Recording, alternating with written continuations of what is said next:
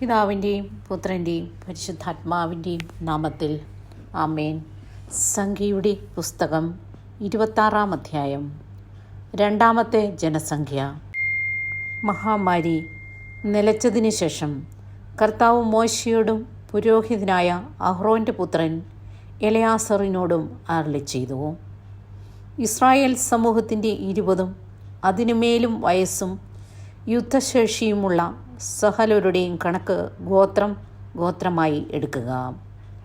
കർത്താവ് കൽപ്പിച്ചതനുസരിച്ച് ഇസ്രായേലിൽ 20 അതിനുമേലും വയസ്സുള്ളവരെ ജെറിക്കോയുടെ എതിർവശത്ത് ജോർദാൻ അരികെയുള്ള മൊബാബ് സമതലത്തിൽ മോശയും പുരോഹിതനായ എലയാസറും കണക്കെടുക്കുന്നതിനെ ഒരുമിച്ച് കൂട്ടി.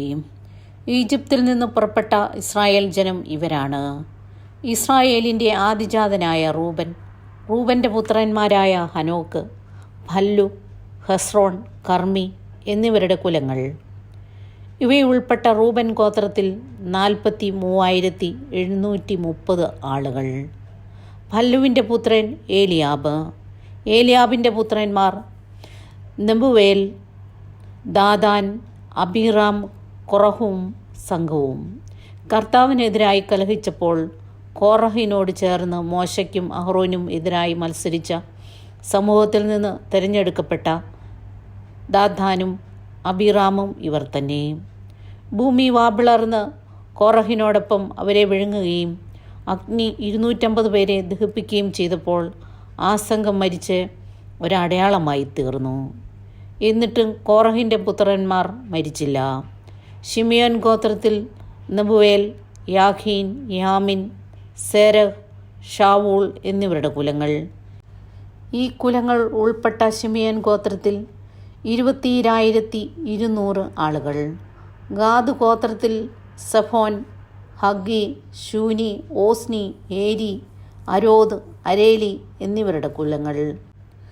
ഇവരുൾപ്പെട്ട ഗാദ് ഗോത്രത്തിൽ 40,500 ആളുകൾ. യൂദായുടെ പുത്രന്മാർ ഏരും ഓനാനും കാനാൻ ദേശത്ത് വച്ച് മരിച്ചു. യൂദാ ഗോത്രത്തിൽ ഷേലഹ്, പേരസ്, സേരഹ് എന്നിവരുടെ കുലങ്ങൾ. പേരസിൻ്റെ കുലത്തിൽ ഹെസ്രോൺ, ഹാമൂൽ എന്നിവരുടെ കുടുംബങ്ങൾ. ഇവയുൾപ്പെടുന്ന യൂദാ ഗോത്രത്തിൽ 76,500 ആളുകൾ. ഇസാക്കർ ഗോത്രത്തിൽ തോല, പൂവാഹ്, യാഷൂബ്, ഷിമ്രോൻ എന്നിവരുടെ കുലങ്ങൾ. ഇവയുൾപ്പെട്ട ഇസാക്കർ ഗോത്രത്തിൽ 64,300 ആളുകൾ. സെബ്ലൂൺ ഗോത്രത്തിൽ സെരദ്, ഏലോൺ, യാഹ്ലേൽ എന്നിവരുടെ കുലങ്ങൾ. ഇവയുൾപ്പെട്ട സെബുലൂൺ ഗോത്രത്തിൽ 60,500 ആളുകൾ. ജോസഫിൻ്റെ പുത്രന്മാർ മനാസയും എബ്രാഹിമും. മനാസയുടെ പുത്രൻ മാഹിർ ഗിലെയാദിൻ്റെ പിതാവായിരുന്നു. ഗിലെയാദിൽ നിന്ന് യേസർ, ഹേലക്, അസ്രിയേൽ, ഷെക്കം, ഷെമിദ, ഹേഫർ എന്നിവരുടെ കുടുംബങ്ങൾ. ഹേഫറിൻ്റെ മകനായ സെലോഫാഹാദിന് പുത്രന്മാരില്ലായിരുന്നു. Mahlah, Nova, Hoglah, Milkha, Tirzah എന്നീ പുത്രിമാരാണ് ഉണ്ടായിരുന്നത്. മനാസെ ഗോത്രത്തിൽ 52,700 ആളുകൾ. എഫ്രായിം ഗോത്രത്തിൽ ഷുത്തേലാഹ്, ബേക്കർ, താഹാൻ എന്നിവരുടെ കുലങ്ങൾ. ഷുത്തേലാഹിൻ്റെ മകനാണ് ഏരാൻ. ഇവയുൾപ്പെട്ട എഫ്രായിം ഗോത്രത്തിൽ 32,500 ആളുകൾ. ഇവ രണ്ടും ജോസഫിൻ്റെ പുത്രന്മാരുടെ ഗോത്രങ്ങളാണ്. ബെഞ്ചമിൻ ഗോത്രത്തിൽ ബേല, അഷ്ബേൽ, അഹിറാം, ഷെബൂഫാം, ഹൂഭാം എന്നിവരുടെ കുലങ്ങൾ. ബേലായുടെ കുലത്തിൽ അർദ്, നാമാൻ എന്നിവരുടെ കുടുംബങ്ങൾ. ഇവയുൾപ്പെട്ട ബെഞ്ചമിൻ ഗോത്രത്തിൽ 45,600 ആളുകൾ. ദാൻ ഗോത്രത്തിൽ ഷൂഹാമിൻ്റെ കുലം. ദാൻ ഗോത്രത്തിൽ 64,400 ആളുകൾ. ആഷേർ ഗോത്രത്തിൽ യിമ്ന, ഇഷ്വി, ബറിയ എന്നിവരുടെ കുലങ്ങൾ. ബറിയായുടെ കുലത്തിൽ ഹേബർ, മൽക്കിയേൽ എന്നിവരുടെ കുടുംബങ്ങൾ. ആഷേറിന് സേറ എന്നൊരു പുത്രി ഉണ്ടായിരുന്നു. ആഷേർ ഗോത്രത്തിൽ 53,400 ആളുകൾ. നഫ്താലി ഗോത്രത്തിൽ യഹ്സേൽ, ഗൂനി, ഏസർ, ഷില്ലേം എന്നിവരുടെ കുലങ്ങൾ. ഇവയുൾപ്പെട്ട നഫ്താലി ഗോത്രത്തിൽ 45,400 ആളുകൾ. അങ്ങനെ ഇസ്രായേൽ ജനം ആകെ 6,01,730 പേർ ഉണ്ടായിരുന്നു. കർത്താവ് മോശയോട് അരുളിച്ചെയ്തു, എണ്ണമനുസരിച്ച് ഇവർക്ക് ദേശം ഭാഗിച്ചു കൊടുക്കണം. വലിയ ഗോത്രത്തിനും കൂടുതലും ചെറിയ ഗോത്രത്തിനു കുറവും. അങ്ങനെ എണ്ണമനുസരിച്ച് ഓരോ ഗോത്രത്തിനും അവകാശം നൽകണം. നറുക്കിട്ട് വേണം ദേശം വിഭജിക്കാൻ. തന്താങ്ങളുടെ പിതൃഗോത്രത്തിൻ്റെ പേരിലായിരിക്കും അവകാശം ലഭിക്കുക. ആളേറിയ ഗോത്രത്തിനും ആള് കുറഞ്ഞ ഗോത്രത്തിനും അവകാശം നറുക്കിട്ട് ഭാഗിക്കണം.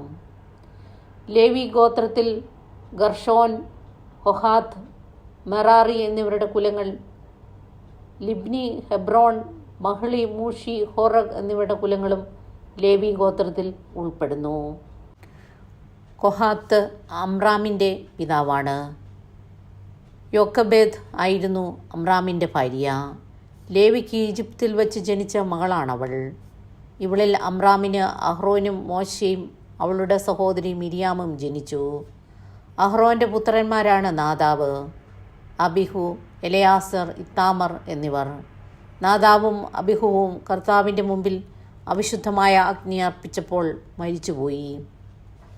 ലേവി ഗോത്രത്തിൽ 1 മാസവും അതിൽ കൂടുതലും പ്രായമുള്ള പുരുഷ സന്തതികളുടെ സംഖ്യ 23,000 ഇസ്രായേൽ ജനത്തിൻ്റെ ഇടയിൽ അവർക്ക് അവകാശം കൊടുക്കാതിരുന്നത് കൊണ്ട് അവരെ അക്കൂട്ടത്തിൽ എണ്ണിയില്ല. ജെറീക്കോയുടെ എതിർവശത്ത് ജോർദാൻ അരികെയുള്ള മൊവാബ് സമതലത്തിൽ വച്ച് മോശയും പുരോഹിതനായ എലയാസറും കൂടി ഇസ്രായേൽ ജനത്തിൻ്റെ കണക്കെടുത്തപ്പോൾ ഇവരെയാണ് എണ്ണിയത്.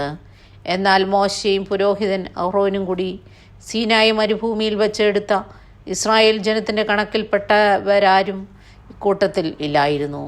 കാരണം അവർ മരുഭൂമിയിൽ വച്ച് മരിക്കുമെന്ന് കർത്താവ് അരുളിച്ചെയ്തിരുന്നു. യെഫുന്നെയുടെ മകൻ കാലബും നൂനിൻ്റെ മകൻ ജോഷിയും ഒഴികെ അവരിൽ ആരും അവശേഷിച്ചില്ല. നമ്മുടെ ദൈവമായ കർത്താവിന് സ്തുതി.